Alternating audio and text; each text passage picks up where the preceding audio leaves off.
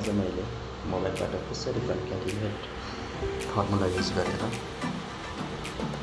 सजिलैसँग काम गर्न सकिन्छ त भन्ने कुरालाई सानो भिडियो मार्फत प्रस्तुत गर्न गइरहेको छु। जस्तै मोबाइलबाट पनि ल्यापटप र पिसीबाट जस्तै विभिन्न फर्मुला प्रयोग गरेर सिटहरू एक्सेलहरू चलाउन सकिन्छ। मसँग यो अलरेडी एउटा फाइल छ, त्यसमा यो फाइलमा रहेको छ first name, middle name, last name. अब मलाई नेम भन्ने कोलियममा चाहिँ एकैचोटि अगाडि जसरी सबिना भट्टराई भन्ने मलाई एउटै कोलममा चाहियो, रोशन कुमार केसी भन्ने मलाई एउटै कोलममा चाहियो, नवीन बहादुर थापा भन्ने मलाई एउटै कोलममा चाहियो। यसरी एउटै कोलममा लेख्नका लागि मैले सम्पूर्ण टाइप गर्नुपर्ने हुन्छ। जस्तै सबिना भट्टराई,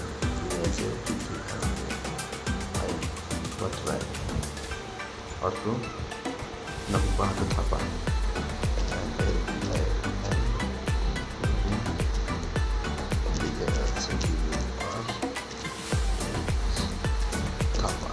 यसरी टाइप गर्दै जाँदा मलाई अति नै टाइम लाग्ने भएको कारण अब म यसलाई फर्मुलाबाट कसरी प्रयोग गर्ने त भन्ने कुरा देखाउन गइरहेको छु। फर्मुलाबाट हामीले यसरी प्रयोग गर्न सकिन्छ। फर्मुलामा जाने त्यसपछि हामीले फर्मुलाको equal to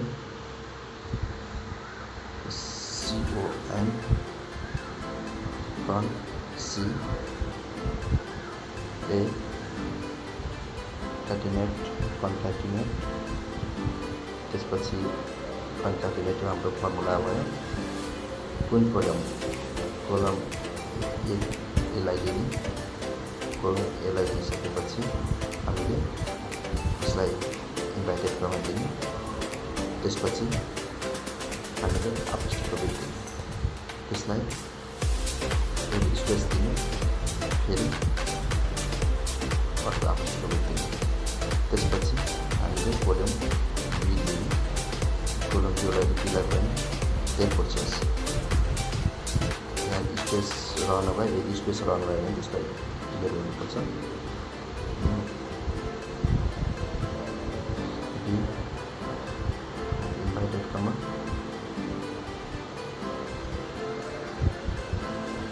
apostrophe space apostrophe, फेरि हामी इन्भाइटेड कमा दिन्छौँ र लास्ट नेम दिन्छौँ।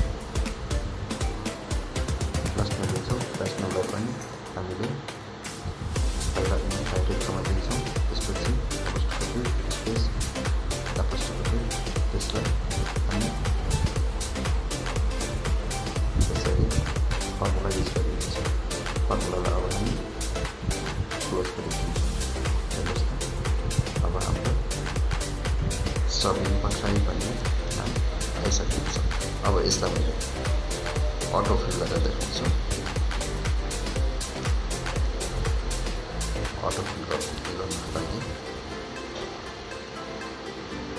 मैले यसरी तानेको छु। यसलाई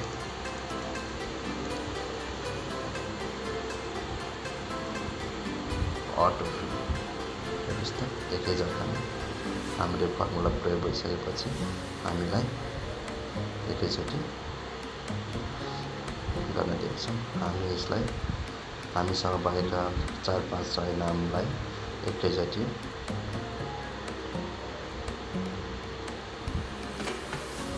अटोफिल गरिदिन्छौँ। अटोफिल अब हामीले जस्तै यहाँ अर्कै नाम लेख्दै गयौँ,